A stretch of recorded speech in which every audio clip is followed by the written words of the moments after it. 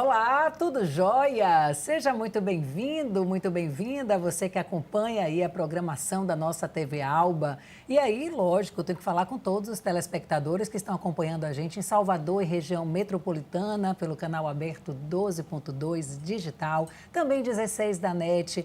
A galera que agora está aí no oeste do estado, também via satélite, acompanhando todo o nosso conteúdo, né, através do canal 40.2. Muito bacana também saber que o pessoal do sudoeste está coladinho com a TV Alba e, lógico, a galera que está conectada nas redes sociais, também participando aqui efetivamente da nossa programação e a par de todo o conteúdo legislativo e tudo que aí acontece, né, no dia a dia da nossa programação. Vamos falar hoje do nosso OAB na TV, na verdade, render ainda mais esse assunto, né, tão aqui debatido na nossa TV Alba. Aquele fatídico 6 de janeiro, tudo que aconteceu em Brasília, né? Aqueles atos terroristas, aquela depredação do patrimônio público.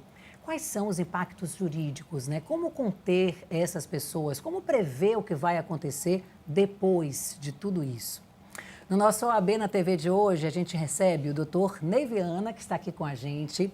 Já vou dar as boas-vindas a ele. Ele é presidente da Comissão Especial de Defesa do Estado Democrático de Direito da OAB Bahia. Primeiro, dar as boas-vindas, cumprimentar o senhor pela primeira vez aqui no nosso OAB na TV. Obrigada pelo prestígio. Exatamente, obrigado pelo convite. É um prazer estar aqui para que a gente possa debater sobre esse assunto que está na ordem do dia hoje no Brasil, né? Com certeza, doutor Ney. Ordem triste, né? A gente saber os impactos, né, causados, né, para o nosso patrimônio, para a nossa história. E os impactos também, né, na democracia, que ainda bem segue inabalada, mas os brasileiros precisam tomar consciência disso. Eu me lembro quando comecei a acompanhar, né, na TV as matérias, o ao vivo do que estava acontecendo, me chocou a palavra terrorismo. O que é que o senhor acha disso e por que a gente pode atribuir aqueles atos a verdadeiramente atos terroristas? Porque ele está sendo qualificado como um ato atentatório à democracia e, sobretudo, um ato atentatório às instituições, como foi o caso da depredação dos palácios dos três poderes, do Supremo, do Congresso e do Palácio do Planalto. Então, aqueles atos, eles estão sendo conceituados como atos terroristas justamente por isso, né, pela depredação e pela proposta das pessoas que se posicionaram no sentido de dar um golpe de Estado ou pelo menos instaurar uma situação traumática no país, de convulsão, para justificar a interferência e intervenção militar, que era o que eles pediam. Se você for objetivamente analisar de forma absolutamente clara e sem, digamos assim, partidarismos, a proposta deles era justamente essa. Não aceitamos o resultado da eleição, a eleição foi fraudada, nós queremos que as Forças Armadas intervenham no Brasil, no Estado, no TSE, e mude o resultado eleitoral. Quer dizer, essa era a proposta desses manifestantes que se encontravam em Brasília, na frente do quartel, como outros tantos, né, que se encontravam nos quartéis generais pedindo justamente a intervenção militar. Por isso a qualificação de ato terrorista. Evidentemente que essa discussão vai permear a questão dos processos que foram instaurados contra essas pessoas, para se decidir se de fato é um ato terrorista ou não. Independentemente disso, eles praticaram um crime.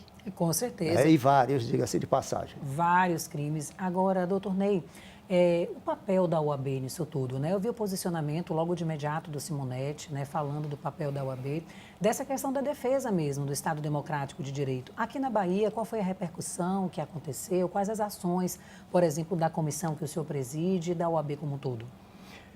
A missão institucional da OAB, a defesa do Estado Democrático de Direito, está lá no seu estatuto, né, e o objetivo é justamente preservar as instituições democráticas. No momento que há um ato desse, evidentemente que a OAB vai intervir, não só através de representações junto aos poderes constituídos, como também manifestações públicas de repúdio a atos dessa natureza. Foi o que foi feito aqui, em conjunto com a Universidade Federal da Bahia, né, em que a OAB, juntamente também com outras instituições, com membros do Poder Judiciário, seja do Tribunal de Justiça, seja da Justiça do Trabalho, né, participação da Procuradoria da República, inclusive, através de seus procuradores, da Defensoria Pública do Estado da Bahia, justamente para repudiar um ato dessa natureza. Porque eu acho que a manifestação pública também, né, de várias instituições, é uma forma de você, né, não só repreender, né, um ato dessa natureza, como também conclamar as pessoas para que combatam dentro das suas respectivas instituições, né, fatos que possam atentar contra a democracia.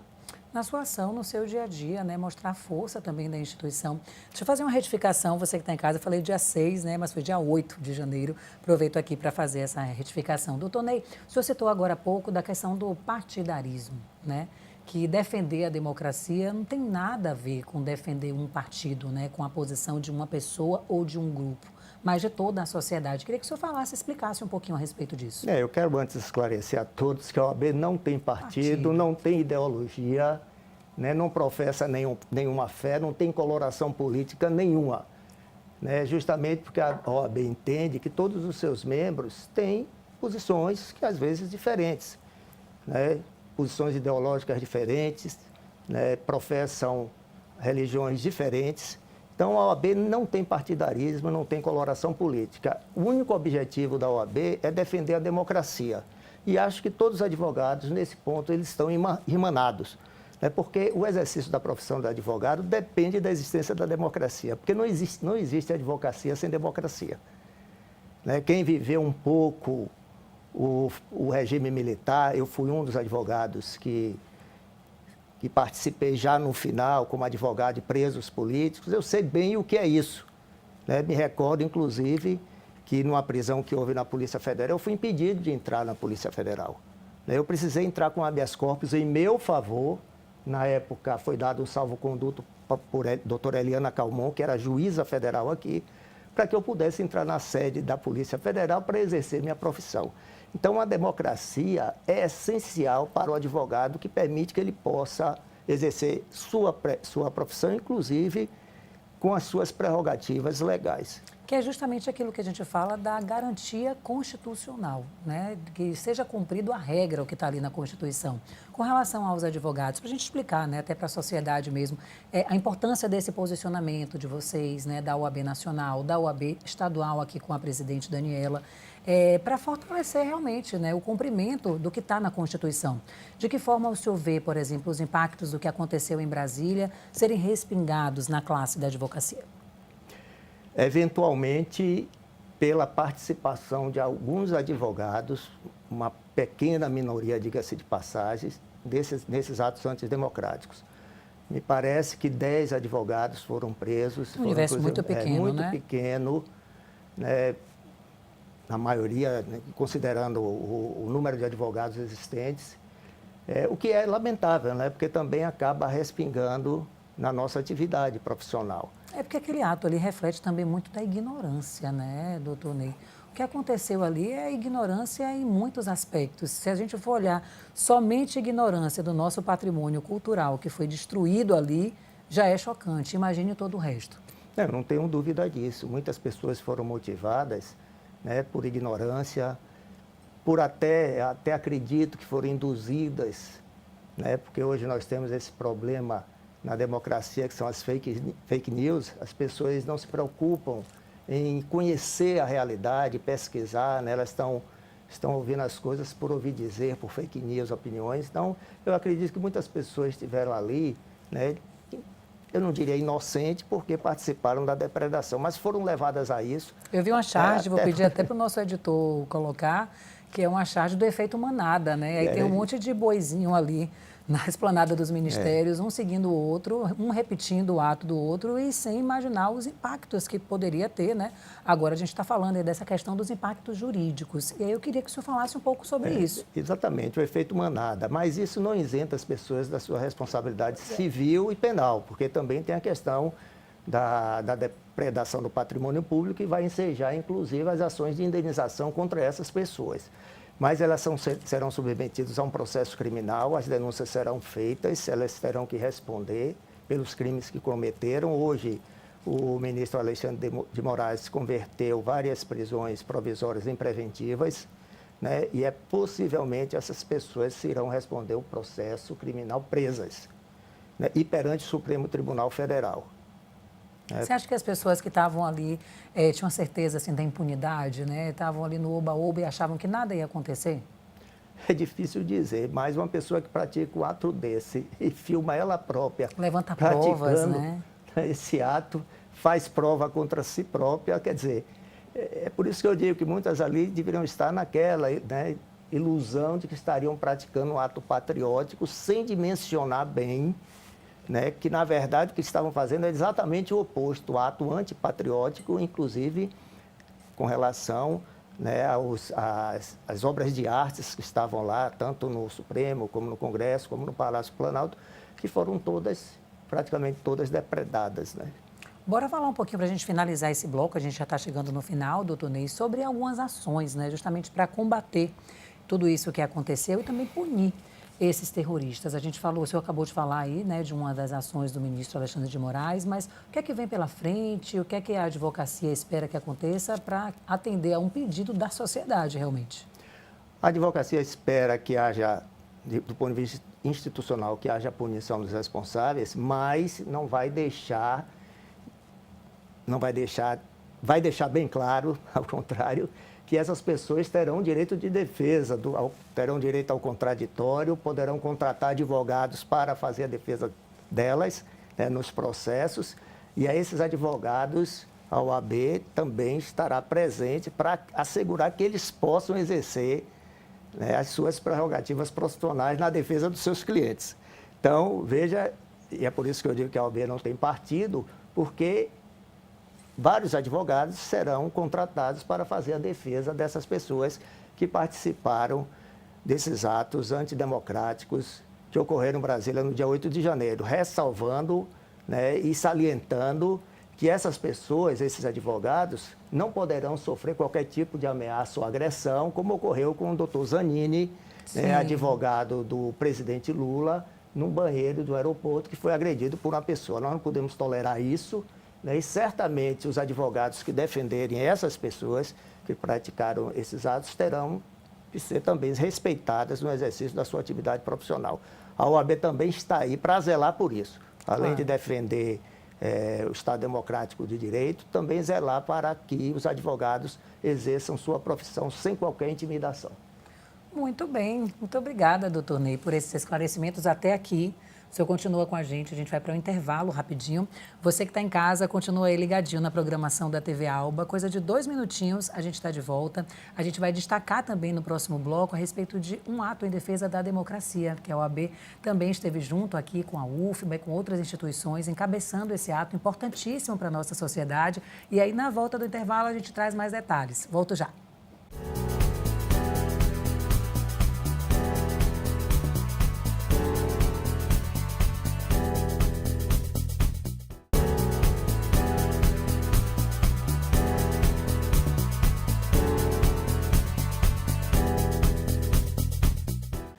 Muito bem, rapidinho, né? Estamos de volta. Você que chegou agora aqui na programação da nossa TV Alba, está no ar o nosso OAB na TV. Semanalmente a gente recebe um convidado aqui para falar dos mais variados assuntos. Chegou o dia do doutor Ney Viana, que está aqui com a gente. Deixa eu apresentá-lo, porque ele é presidente da Comissão Especial de Defesa do Estado Democrático de Direito da OAB Bahia. Que comissão importantíssima, né? A gente já conversava no primeiro bloco a respeito dos atos que aconteceram ali em Brasília no dia 8 de janeiro.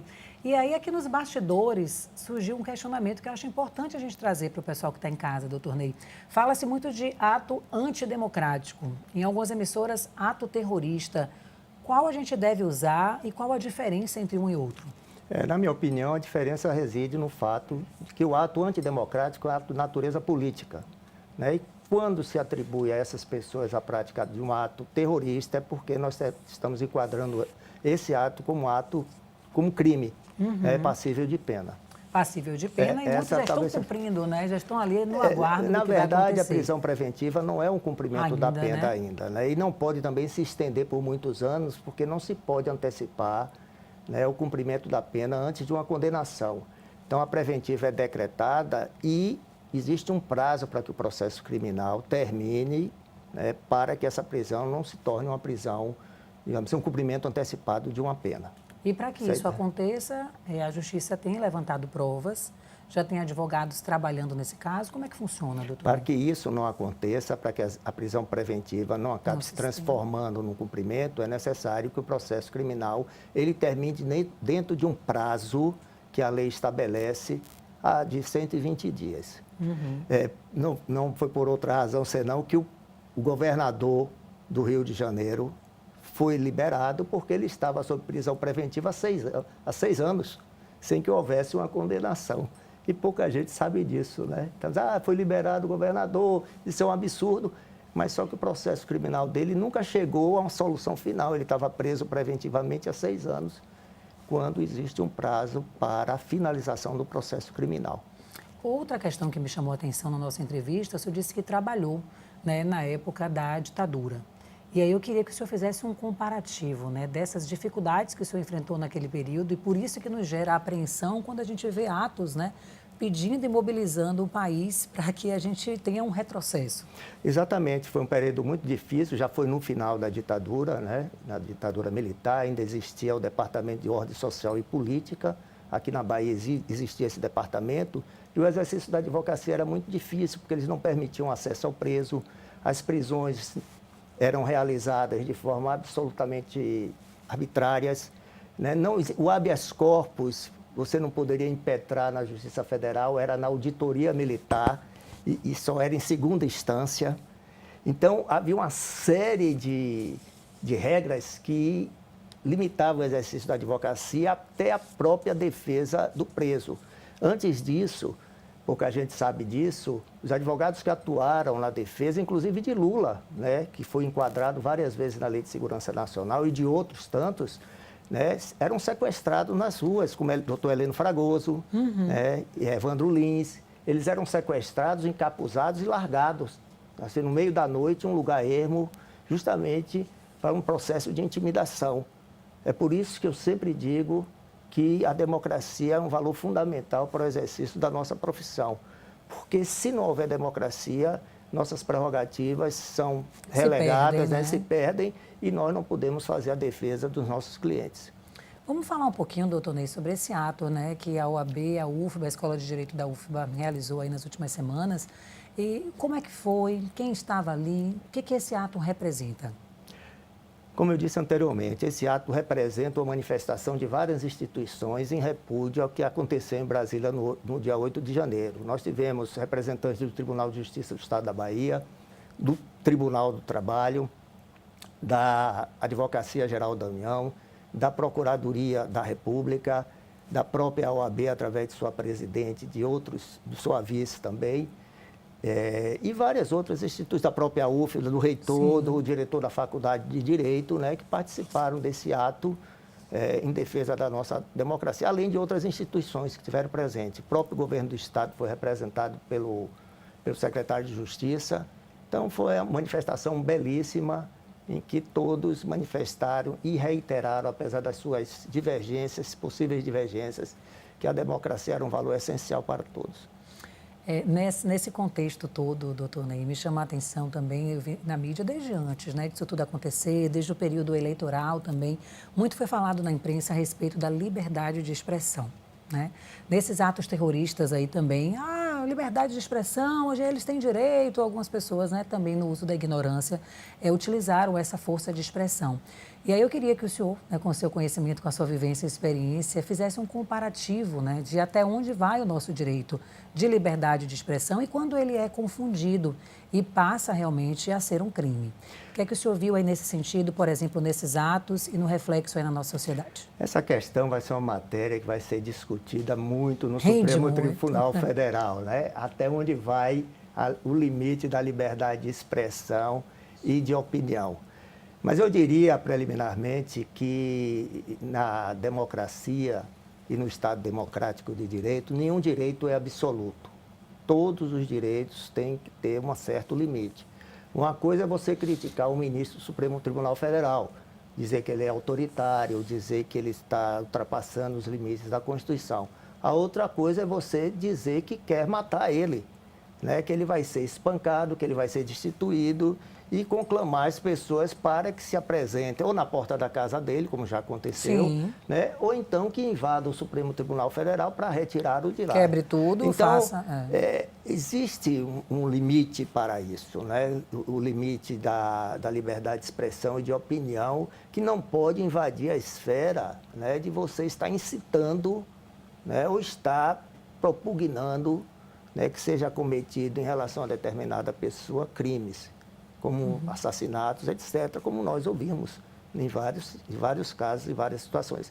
Mas eu quero crer que essa matéria será objeto de muita discussão, porque a maioria das defesas que serão feitas em prol dessas pessoas que se encontram presas ou foram presas ou estão em liberdade provisória para responder processo, será que eles estavam ali manifestando livremente o seu direito de opinião, né, e que, por força disso, eles não podem ser presos nem condenados.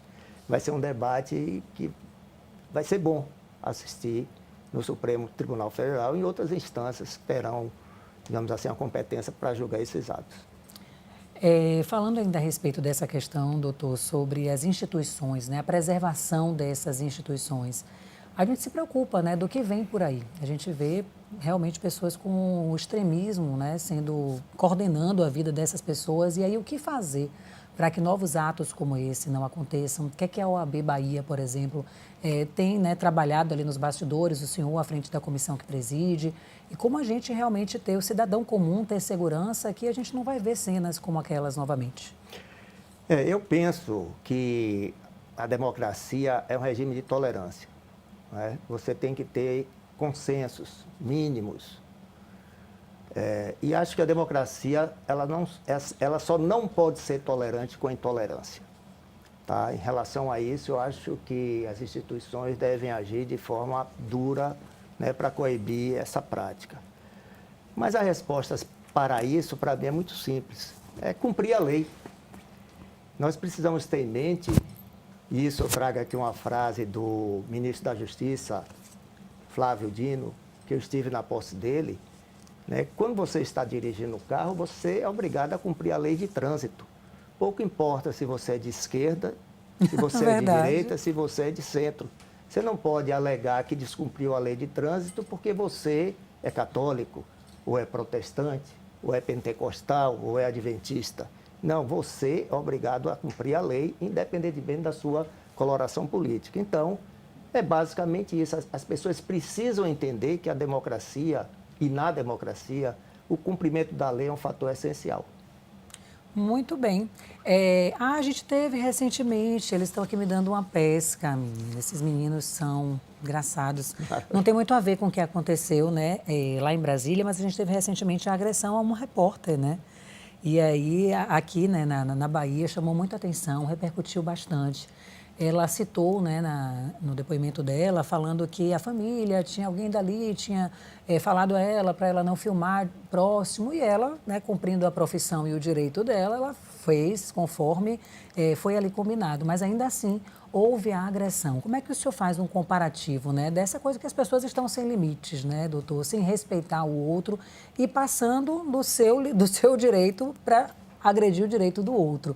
Que comparativo o senhor faria dessa questão? Exatamente. Se essa pessoa respeitasse a lei e soubesse que a imprensa é um instrumento fundamental da democracia, ela jamais faria isso, né? E não estaria impedindo nem cerceando a atividade de um profissional, né, que estava naquele momento fazendo a sua atividade como a lei lhe autoriza e determina.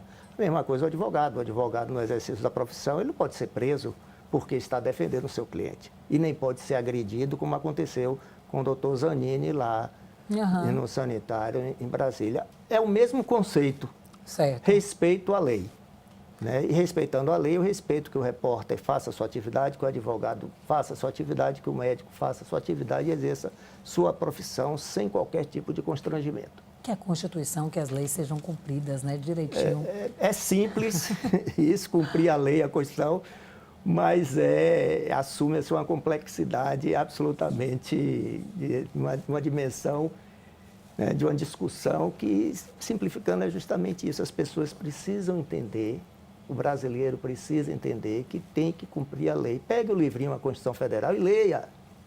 o que é que está ali, né? Para poder entender que a democracia só sobrevive com E o seu cumprimento da limite lei. termina quando começa o do outro, né? Tão básico, tão antigo. Doutor Ney, a gente já está no final, já 3 minutinhos aí para a gente se despedir, dar aquele recado final. Queria que o senhor falasse um pouquinho sobre as ações, né, da comissão e suas considerações aqui no nosso programa para o pessoal que está acompanhando aqui o nosso OAB na TV. A comissão continuará a exercer o seu papel, que é de vigilância, fiscalização e adoção de providências que se fizerem necessárias para a defesa do Estado Democrático de Direito. Como eu disse, é uma missão da ordem fazer isso, né, tanto a nível estadual como a nível federal, e nós faremos. Você pode ter absoluta certeza com relação a isso. Para finalizar, eu quero agradecer o convite, né, foi a primeira vez que eu estou aqui, foi bacana a entrevista, espero que tenha Outras oportunidades. Espero que tenha contribuído para esclarecer, formar uma consciência crítica e espero também ser convidado em outras oportunidades. Muito obrigado. Muito bem, muito obrigado aí ao doutor Ney. Muito obrigada a você também que acompanhou até aqui, né, o nosso programa. Quero deixar o recado do seguinte, nossas redes sociais estão aparecendo aí na sua tela, estão disponíveis, inclusive é muito bacana a interatividade. Então dá uma passadinha por lá, sugere temas, fala um pouquinho aqui do nosso programa, da programação da TV Alba, vai lá no da UAB também, deixa lá sua consideração, sempre muito bom, tá? A sua participação. Hoje a gente conversou com o doutor Ney Viana, presidente da Comissão Especial de Defesa do Estado Democrático de Direito. A importância, né, do cuidado, da preservação da nossa democracia. Espero que vocês tenham gostado da edição de hoje. Semana que vem tem mais alguma outra temática interessante para a nossa sociedade. A gente se vê. Tchau, tchau.